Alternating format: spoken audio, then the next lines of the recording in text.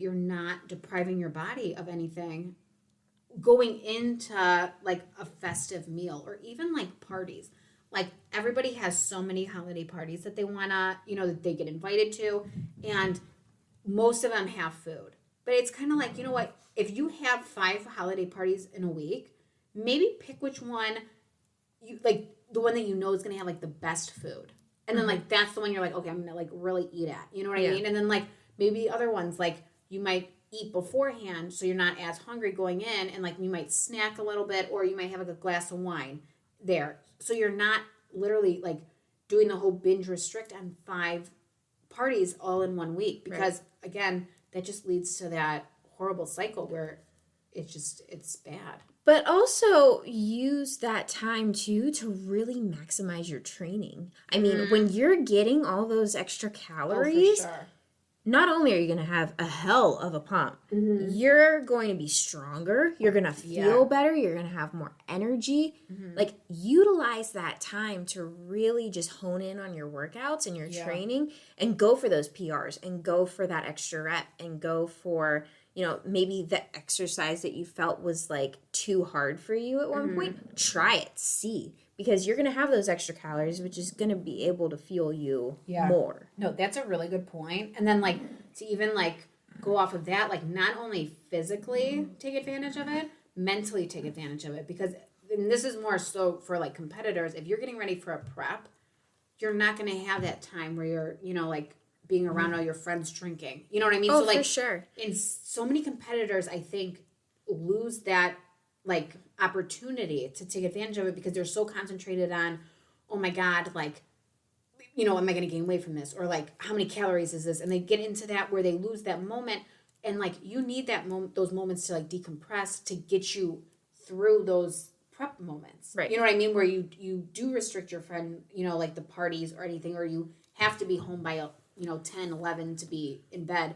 So I think mentally, you also need those things to like, keep mentally sane, but also keep those relationships. Exactly. Because I think a huge problem with competitors is they have that discipline like throughout their off season, and they almost like don't want to, fuck it up, for lack of better terms. They don't want to lose that friendship. They don't want to, but they also don't want to lose all the work that they've put in. And I think a lot of people don't see it, that one day, one night is not going to screw up your entire journey of everything that you've worked for, and all the work that you put in the gym, and all the work that you put in meal prepping. And a lot of times, if you don't take care of those relationships, you'll lose those relationships. You'll lose those 100%. Friendships. You'll lose that closeness with your family. You'll lose those memories that, everyone talks about 10 years from now. But you're like, oh shit, I wasn't there because, I wanted to sleep. I wanted to make sure I get my 10 hours of sleep, or I wanted to make sure that I got my meals in, or any of that. You have to take a step back from being a competitor 100%. In your off season and realize, okay, there's a time and a place for me to be strict, and there's a time and a place for me to realize I can't eat this. I can't, go out and do this. But in your off season, utilize that time to really spend with your family and be present in that moment, because you're not going to be able to do that for another year.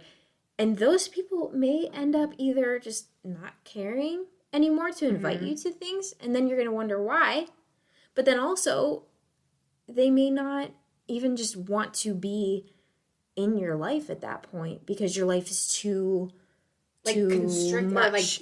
Too much for them, which is understandable. If you don't live that lifestyle, you don't get it. No, but I think like living it during prep is okay, but when you start to do, like when you start to have that prep mentality where you're very restrictive all year long, that's when it's like they lose their sense of humor. And I understand that. And like, again, I always resort back to like my dad growing up. Like, I never even knew as a child when he was prepping for a show, because he coached us in, like, I have a brother and a sister, and we all played all different sports. He coached us in all of them.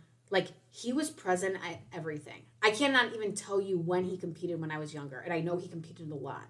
And it was because he So like I got that early on view of like you really can live a normal life and do this. And I think that that's very important for a competitor or even the non-competitors that do just want to live a healthy life, because whether you step on stage or you don't, I still think that though people still have that restrictive mindset that they think that they can't do this unless they're, now granted when you're in prep 100% this, like you have to be focused, but that's not all year long. And I think that off season you do need to like enjoy your life. Well, I think for the longevity of being in the sport as Yes. well, because people get burnt out very 100%. quickly. You can only be that restrictive and that disciplined for so long Oh, before you're just like, fuck this, I'm tired, like I don't want to 100%. do this anymore. and again, guys, it's not just competitors, because when you are a girl really trying to get their weight in check, you're the same person as a competitor. This like it's the same thing. Like you can't go hard and live this really restrictive life all like every day, 365 days a week, and still be able to have relationships and all that. Like it just does not work. Whether you step on stage or not, it doesn't matter. Like it's competing does have a lot of parallel in just like normal life. Like if that makes sense. Yeah. So I said my top tip. What's your top tip to get through the holidays? So my top tip for the holidays is like I definitely agree with you. You know, eat before you go, find the balance. And mine is, or like mine would be like a jump off point to that is I would work out 100%, like keep my workouts going, and just know that like relax. Like this is the holidays, relax. Like again, have a cookie. Like I eat cookies for breakfast. It's the only time of the year, the one day a year I eat cookies for breakfast with my coffee is Christmas Day. Like it's okay. You know what I mean? Like I'll never have that day like the other 364 days. And I don't care. I don't count the cookies. I don't whatever. It's like I eat what I want, what I feel like eating. It's fine. freaking Christmas. It is. Like it's like Santa comes, there's gifts. Like I mean, like relax. Like I definitely think that would be my biggest thing is like chill the F out, and like this isn't that serious. Like you're gonna be okay. So Well, there you go, guys. Those are our two top tips. Yes. So just to revisit, make sure you eat before your big holiday meal. And I Yes. don't mean like, a half of a protein shake beforehand. Yes, I no. mean like actual meals beforehand. Make sure you do that so you're not ravenous when you get to the holiday dinner, the holiday party.